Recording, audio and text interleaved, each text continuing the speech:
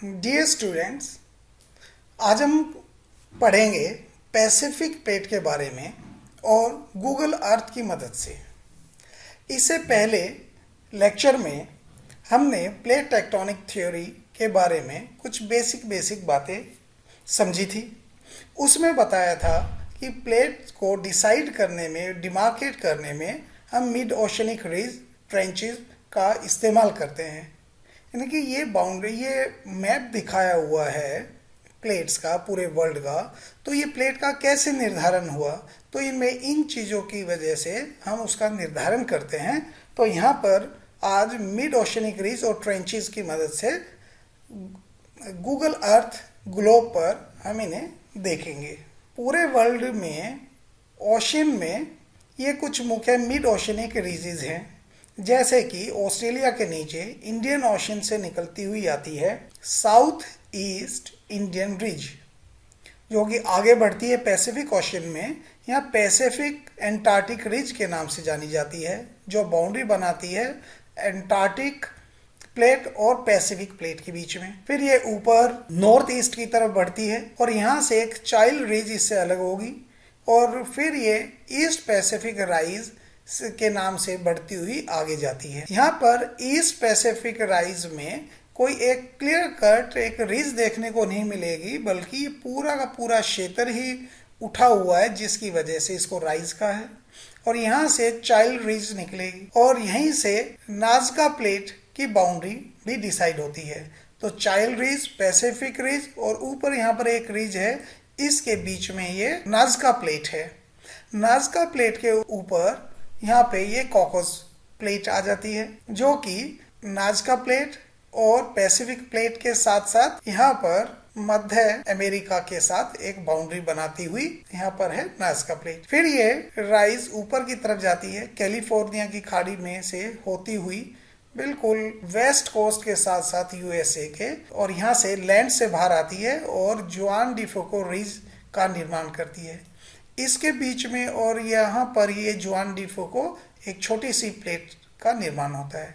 फिर ये ऊपर बढ़ती हुई और इस तरह से मूव करती हुई जाती है।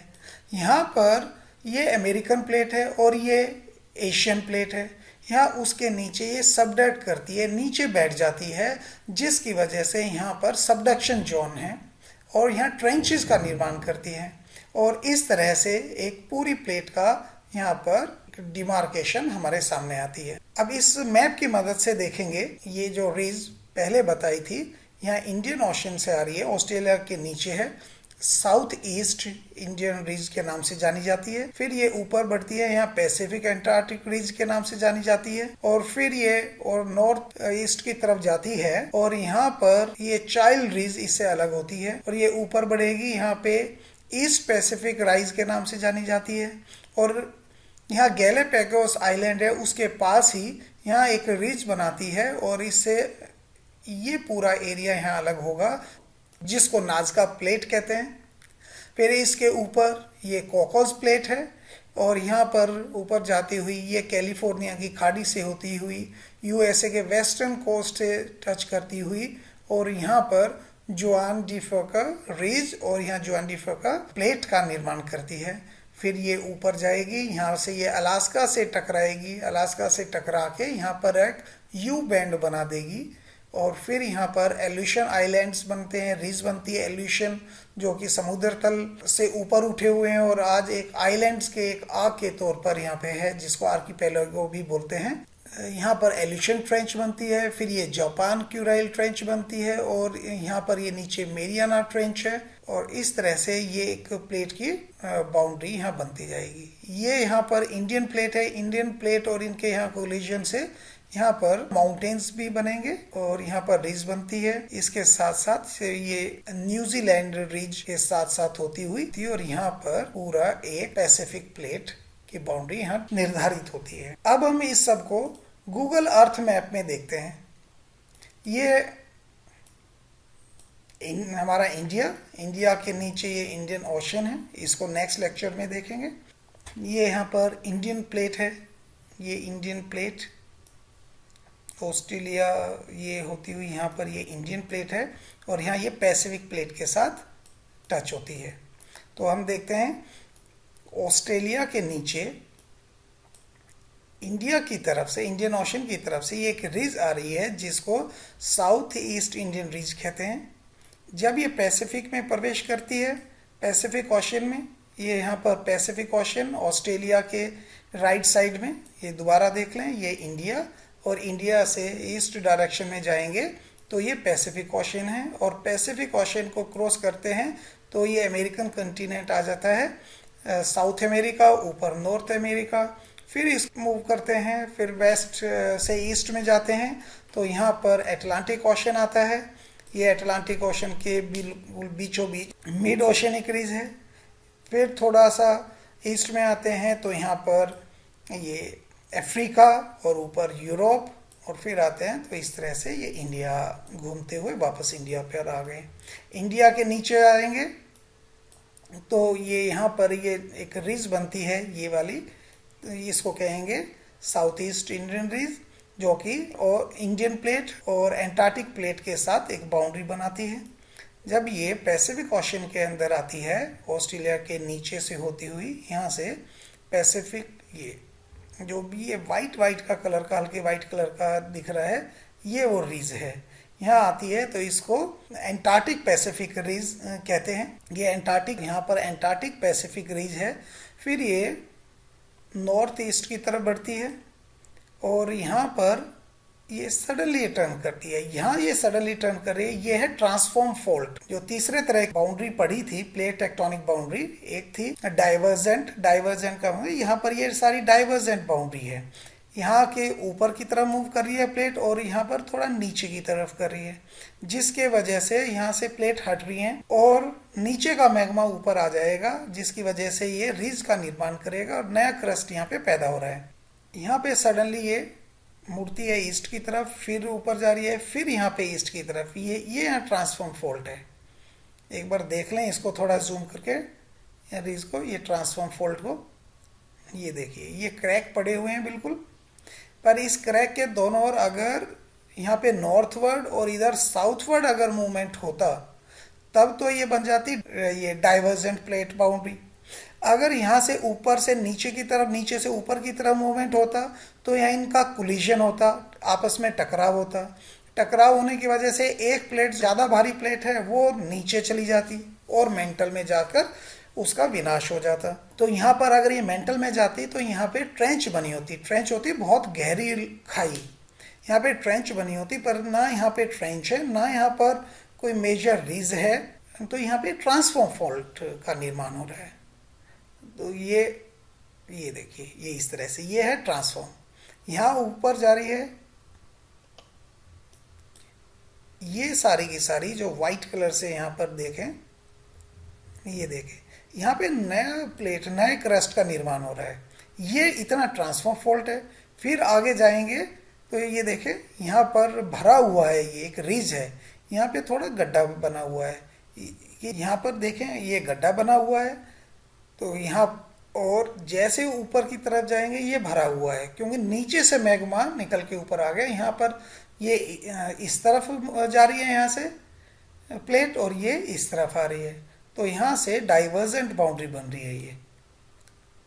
और फिर अचानक से यहाँ पे ट्रांसफॉर्म फॉल्ट है, यानी कि यहाँ पर पृथ्वी की हलचल है, उसके वजह से मूवमेंट हुई, पर यहाँ से ये इधर चली गई और ये इधर चली गई, यानी कि ना दोनों एक दूसरे से टकराई हैं और ना ही एक दूसरे से अलग गई है। इसके साइड से होती हुई चली गई, जैसे सड़क पर दो कार अपोजिट डायरेक्शन में चलती है और एक दूसरे के पास से होके गुजर जाती है, ये बिल्कुल इस तरफ से गई है। फिर ये उत्तर की तरफ ये ईस्ट पैसिफिक राइज बढ़ता है। ये देखिए जो ये वाइट वाइट दिखाया, ये ईस्ट पैसिफिक राइज है। अब आते हैं हम इस पॉइंट पर। ये जो पॉइंट है,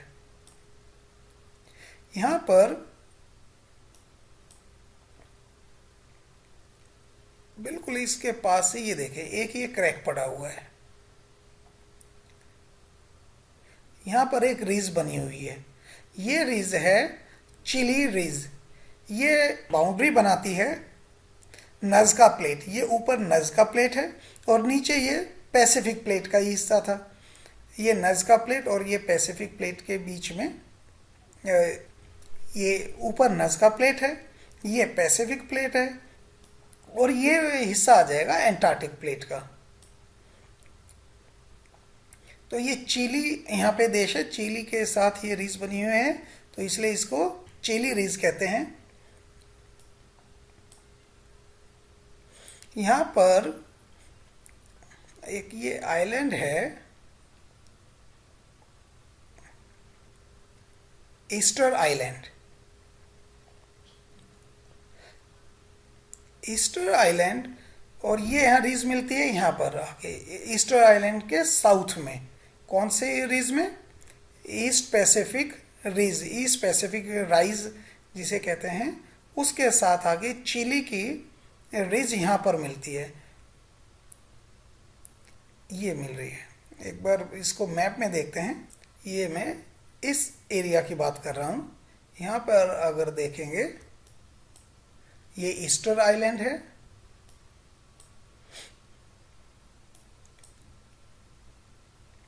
ये चिली रिज आके मिल रही है, ये पैसिफिक राइज है।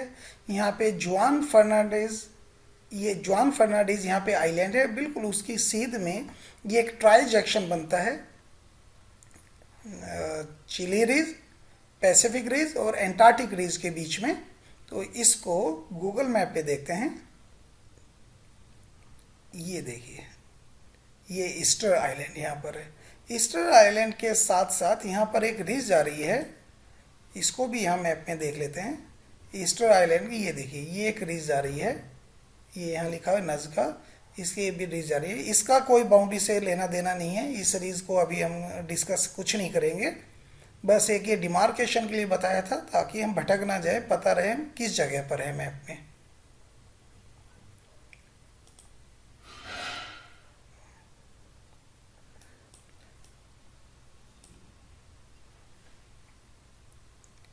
फिर ऊपर की तरफ बढ़ते हैं, और ये आइलैंड हैं, इनको कहते हैं गैलापागोस आइलैंड। ये देखिए ये रीज, अब यहाँ पर एक क्लियर कट रीज नहीं है, पूरा बड़ा एरिया है जिसको कहते हैं राइज। ये राइज ईस्ट पैसिफिक राइज के नाम से जाना जाता है। ये पूरा बड़ा चौड़ा एरिया है। अब यहाँ से ऊपर बढ़ते हैं, पैसिफिक बाउंड्री, यहाँ पैसिफिक है, और ये अभी नज़का प्लेट चल रही है इधर। यहाँ ये गैलापागोस आइलैंड देखते हैं मैप में, ये गैलापागोस आइलैंड है। और अब गूगल ग्लोब में देखते हैं, ये गैलापागोस आइलैंड, ये लिखा हुआ है गैलापागोस। तो गैलापागोस आइलैंड के ईस्ट में ये देखिए, यहाँ से ये एक रिज आ रही है, ये एक रिज है, और ये रिज बाउंड्री बनाती है। ये रिज थी वो गैलापागोस आइलैंड के उत्तर से एक रिज आ रही है, और यहाँ एक ट्रांजैक्शन बनाता है, गैलापागोस ट्रांजैक्शन है। उसके नीचे नज़का रिज है, और ऊपर है ये कोकोस रिज। फिर ये ईस्ट पैसिफिक राइज ऊपर बढ़ती हुई ये यहाँ पे कैलिफोर्निया है, ये अमेरिका में आ गई। यहाँ ये यूएसए है, यूएसए की ये अमेरिका की गल्फ है, ये राइज जाएगी अमेरिका की गल्फ तक। ये गैलापागोस आइलैंड, यहाँ से ये राइज मिलती है, और ये इधर राइज मिलती है, और यहाँ से शुरू होती है कोकोस प्लेट। यहाँ पे ये अंत हो गया इसका नज़का प्लेट का। ये कोकोस प्लेट के जब उत्तर में जाएंगे,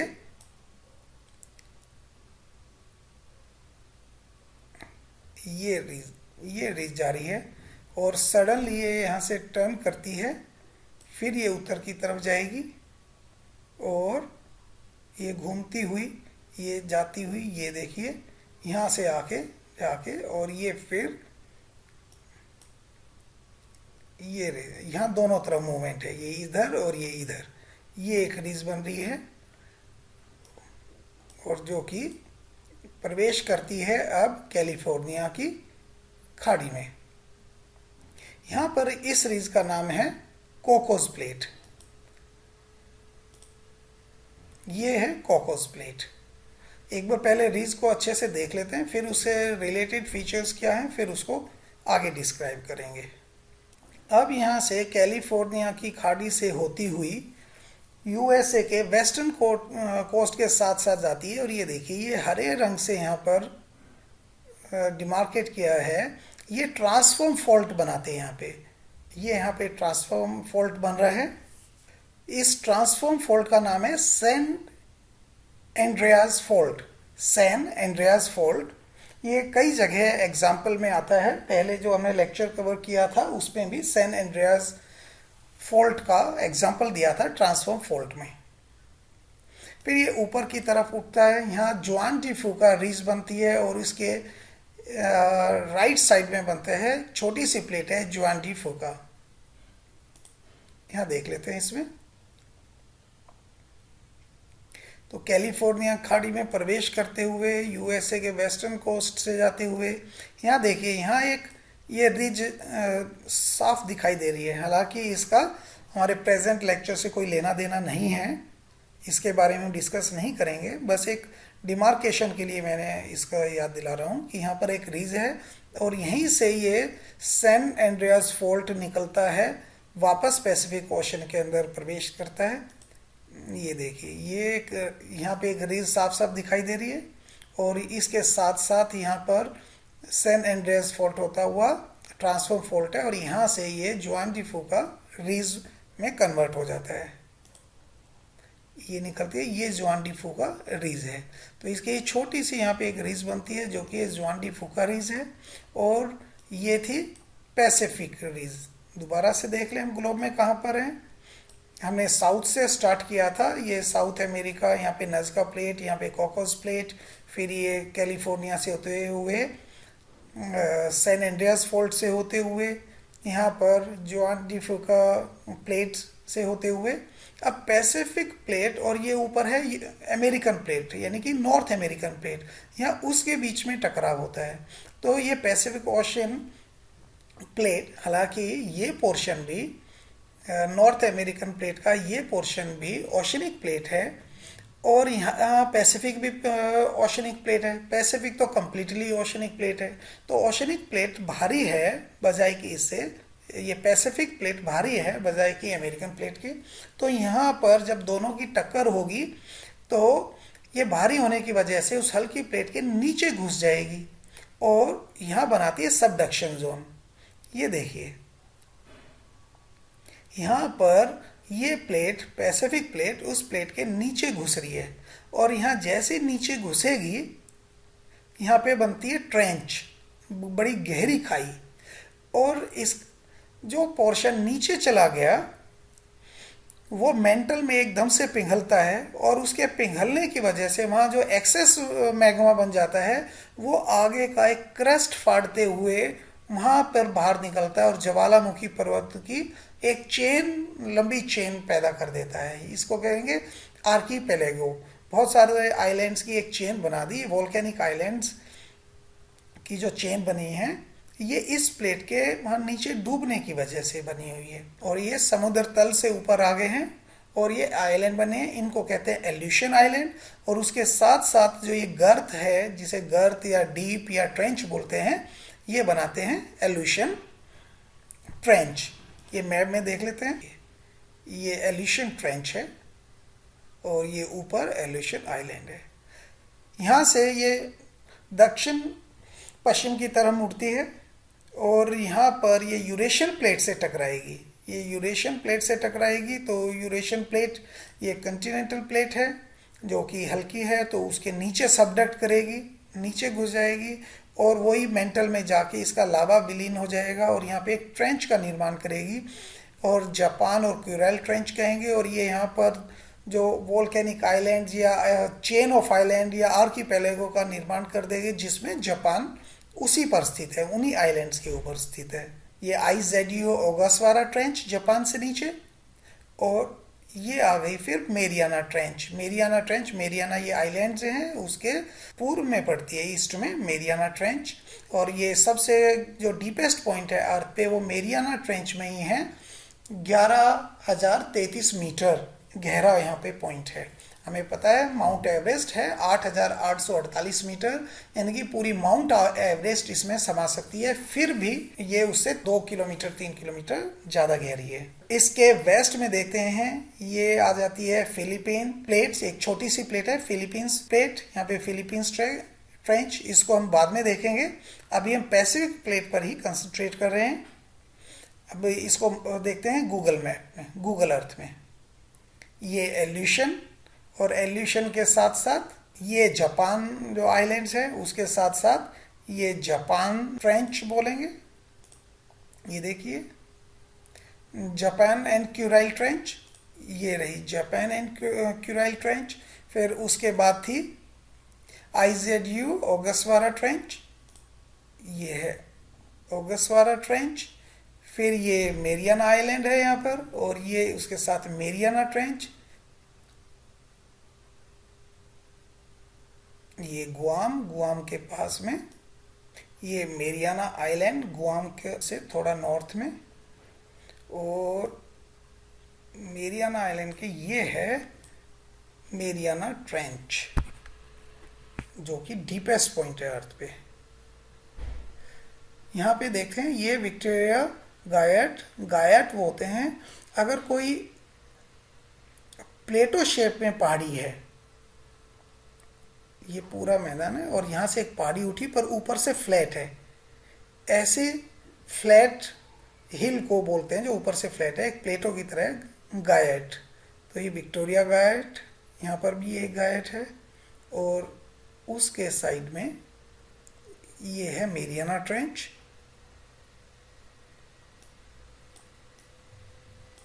बस इससे डीप नहीं जा सकते हैं।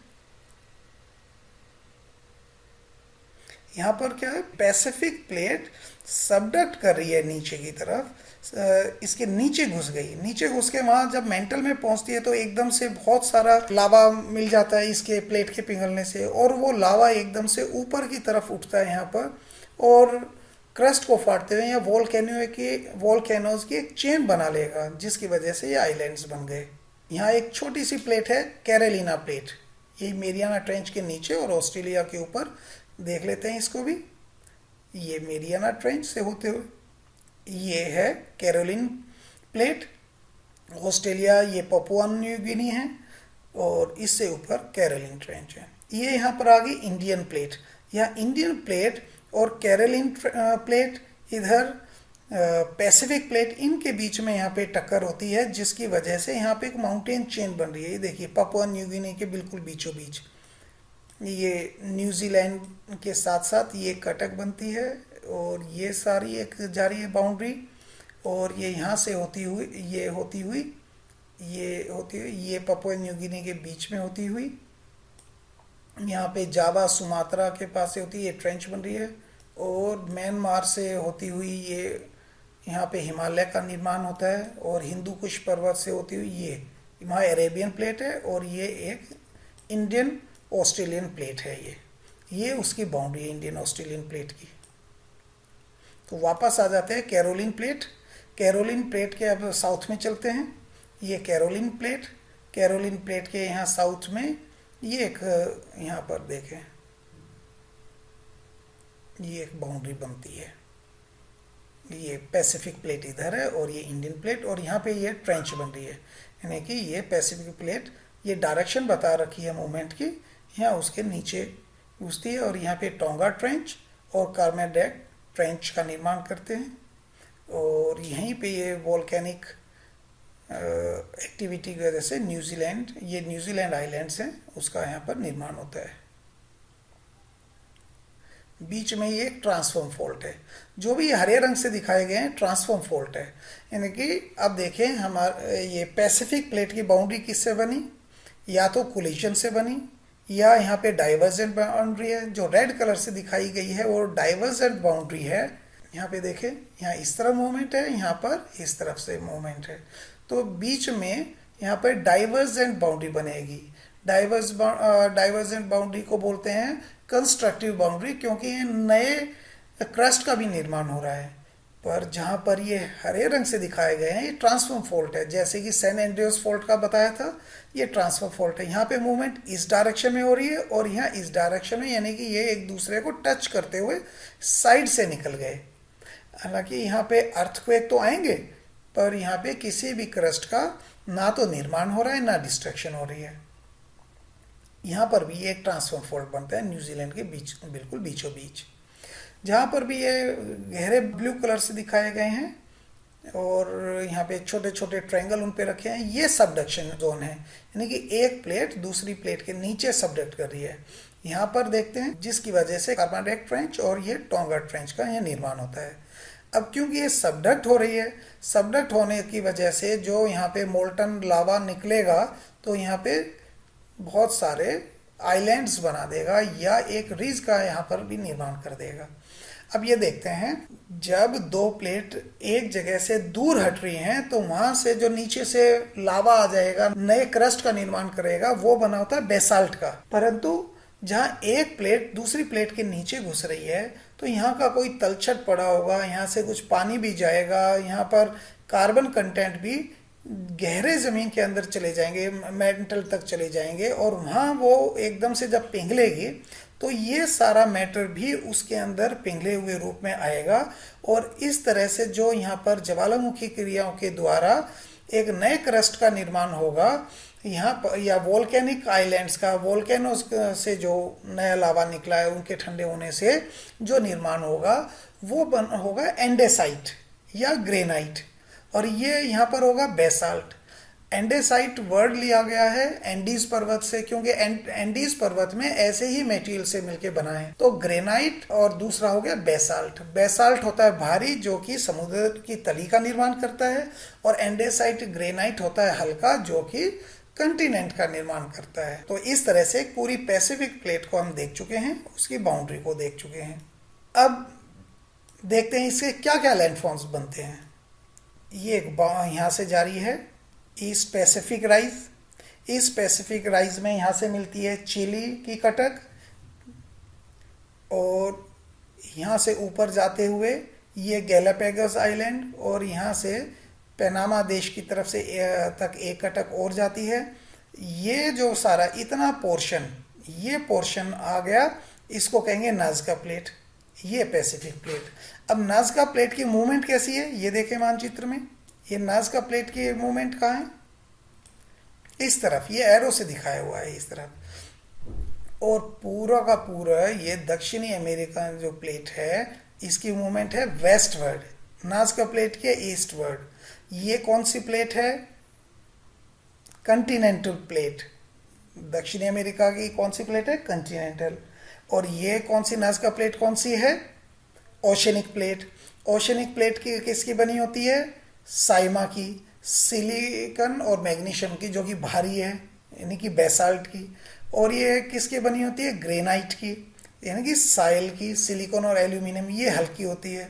तो ये भारी प्लेट साउथ अमेरिकन हल्की प्लेट के नीचे घुस जाएगी, और नीचे घुसने की वजह से यहाँ जब नीचे सबडक्ट करेगा मेंटल में, और मेंटल में उसको बहुत सारा मटेरियल सडनली मिल जाता है जो एकदम से पिघलेगा, और वो ऊपर की तरफ उफनता हुआ आएगा और ज़मीन को तोड़ते हुए यहाँ पर एक पूरे माउंटेन, वॉल्केनिक माउंटेन्स का निर्माण कर देगा।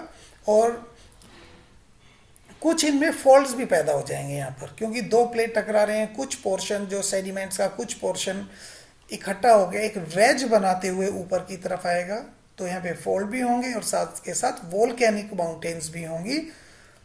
और ये बताया था कि क्योंकि इसके नाज़का प्लेट के ऊपर जो सेडिमेंट्स थे प्लस जो पानी गया था नीचे मेंटल में, वो एकदम से लावा में कन्वर्ट हुआ, और वो लावा क्या है, बेसाल्ट लावा से अलग होगा, जिसको कहते हैं एंडेसाइट, जिसकी वजह से ये एंडीज पर्वत का, जिसकी वजह से एंडीज पर्वत का यहाँ पे जन्म होता है।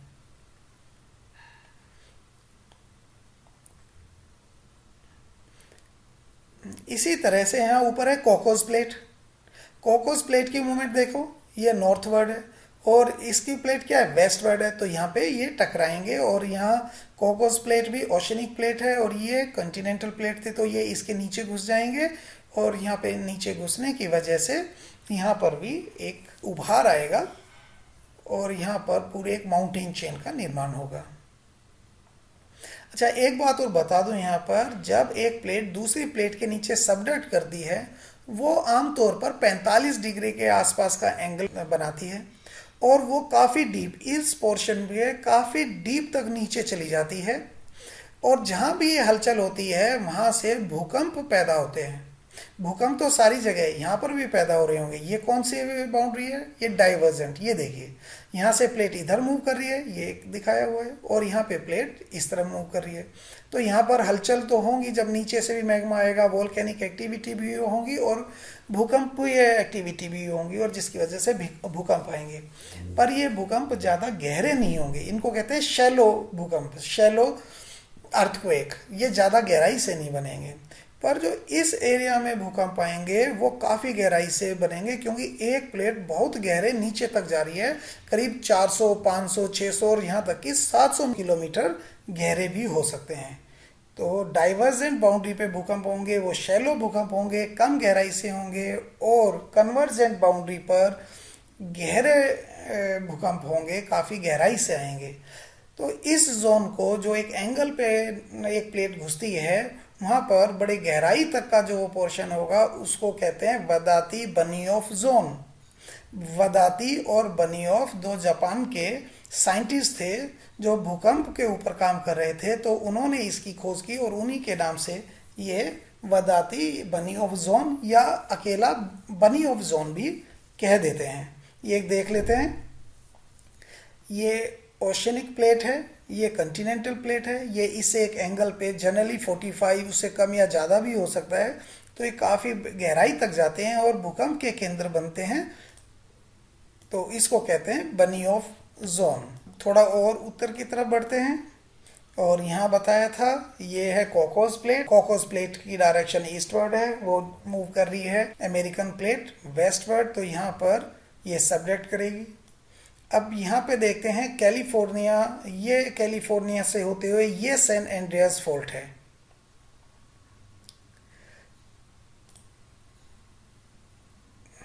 ये देखते हैं, ये कैलिफोर्निया है। यहाँ पे इसकी डायरेक्शन क्या है? नॉर्थवर्ड या नॉर्थ वेस्ट की तरफ। इसके यहाँ पे प्लेट की डायरेक्शन क्या है? वेस्ट की तरफ है। कौन ज़्यादा गति से मूव कर रहा है? Pacific plate. Pacific plate move करती हुई जल्दी से ऐसे साथ से गुजर जाएगी, इसके बिल्कुल साथों साथ, तो इनके आपस में टक्कर नहीं हो पाती, और यहाँ पर बनता है सैन एंड्रियास फॉल्ट, जो कि ट्रांसफॉर्म फॉल्ट है। ये देखें, यहाँ पे दिखाई भी दे रहा है बिल्कुल बीचों बीच, ये ट्रांसफॉर्म फॉल्ट है।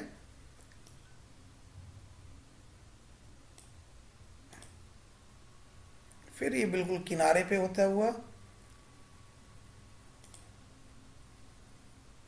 यहाँ से ये किनारे पे होता हुआ ये किनारे, और यहाँ पर ये एक रीज के साथ साथ बाहर निकलता है, और ये यहाँ पे रीज का निर्माण करेगा जुआन डी फुका रीज। ये जुआन डी फुका रीज का यहाँ पर निर्माण करेगा,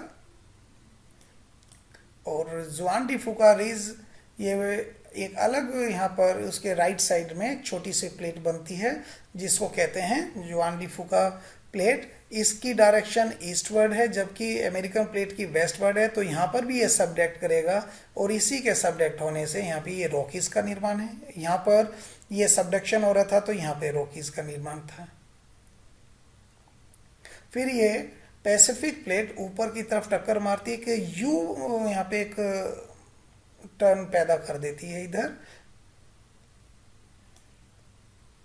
और फिर उसके बाद एल्यूशन, ये पहले ही एक्सप्लेन कर चुका हूं मैं। एल्यूशन, जापान क्यूराइल, नीचे मेरियाना और कैरोलिना ट्रेंच, और यहाँ पर ये पूरा एक ये सारा न्यूजीलैंड के साथ साथ होते हुए ये पूरी प्लेट है। तो ये अभी हमने पढ़ा पैसिफिक प्लेट और इससे एसोसिएटेड जो भी लैंड फॉर्म्स बने हैं, और ये सारा का सारा जहाँ जहाँ ये दोनों प्लेट का मिलने का होता है, या तो वोल्केनिक एक्टिविटी और सिस्मिक एक्टिविटी यहाँ बहुत ज़्यादा है। बनियोफ जोन के बारे में भी हमने पढ़ा, जिसमें काफ़ी गहराई से करीब 600 किलोमीटर गहरे अर्थक्वेक उठते हैं। अब यहाँ पे बहुत ही एक इंटरेस्टिंग चीज़ है हवाई आइलैंड के। यहाँ पे एक चेन बनाता है पूरा। ये गूगल अर्थ में देखते हैं, ये देखिए, ये हवाई आइलैंड्स हैं। प्रेजेंट समय में बहुत एक्टिव वोल्केनोज हैं यहाँ पर, और पूरी एक ये चेन जारी है वोल्केनिक आइलैंड की यहाँ से। अब ये कैसे बनी? यहाँ पर कोई प्लेट नहीं मिल रही आपस में, तो नीचे से मैग्मा जो ऊपर उठ रहा है, प्लेट की कोई मूवमेंट नहीं है, फिर कोई प्लेट सबडक्ट नहीं हो रही, कोई टकरा नहीं रही, फिर इसको हम कैसे एक्सप्लेन करेंगे? पूरी पृथ्वी पर कुछ ऐसे जगह हैं जहाँ पर ज़्यादा गर्मी है, वहाँ मेंटल में कुछ ज़्यादा गर्मी है बाकी जगह से, क्योंकि वहाँ रेडियो एक्टिविटी ज़्यादा है। उस गर्मी की वजह से जो वहाँ पर बड़ी तेजी से पिघला हुआ लावा ऊपर उठता है, वो वहाँ भूपृष्ठ को फाड़ते हुए और जमीन पर आ जाता है, अर्थ क्रस्ट को तोड़ देता है और जमीन तक लावा आ जाता है।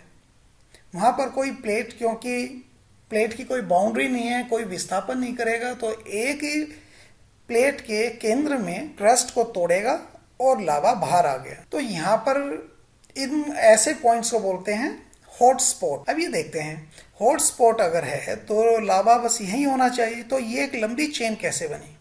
तो हमें पता है कि पैसिफिक प्लेट की मूवमेंट क्या है। ये देखें, मूवमेंट क्या है? वेस्ट की, वेस्ट और नॉर्थ वेस्ट, उत्तर और पश्चिम की तरफ नॉर्थ वेस्ट डायरेक्शन है। तो कभी ये वाला पोर्शन ये यहाँ होता था, यहाँ था, तो यहाँ पे ज्वालामुखी पर्वत बने, फिर ये पोर्शन, फिर ये, फिर ये, फिर ये, फिर ये, और आज ये, और आने वाले समय में ये भी आगे खिसक जाएगा। तो नया यह पोर्शन जैसे ही इस हॉटस्पॉट के ऊपर आएगा तो उसमें वोल्केनिक एक्टिविटी शुरू हो जाएगी। और ये तो अब एक्सटिंक्ट वोल्केनो है। अब इनको देख के यूँ लगता है ये यहाँ पर तो कोई अब वोल्केनिक एक्टिविटी का नाम ही निशान नहीं है, तो एकदम से एक्सटिंक्ट क्यों हो गए, वो सुप्त अवस्था में क्यों आ गए? क्योंकि हॉटस्पॉट के से वो हट गए हैं। तो आमतौर पर जितनी भी एक्टिविटी है, चाहे वोल्केनिक एक्टिविटी है, चाहे वो भूकंपीय एक्टिविटी है, या पर्वत के निर्माण कार्य एक्टिविटी है, भूक्रस्ट बनने की एक्टिविटी है, वो सारी की सारी प्लेट की मार्जिन पर ही होते हैं। और जो प्लेट का जो अंदर का एरिया होता है वो आमतौर पर शांत रहता है, पर जहाँ जहाँ ऐसे हॉट स्पॉट होंगे वहाँ पर वोल्केनिक एक्टिविटी और भूकंपीय एक्टिविटी होती रहेगी। तो उम्मीद है इस एक्सरसाइज से एक प्लेट टेक्टोनिक कॉन्सेप्ट की कुछ जानकारी मिली होंगी। तो इसके बारे में थोड़ा एक्स्ट्रा पढ़ते रहें, गूगल करते रहें, और जो मटेरियल दिया हुआ है उसको ध्यान से पढ़ें और ज़्यादा डीप जानकारी हासिल करें। Thank you.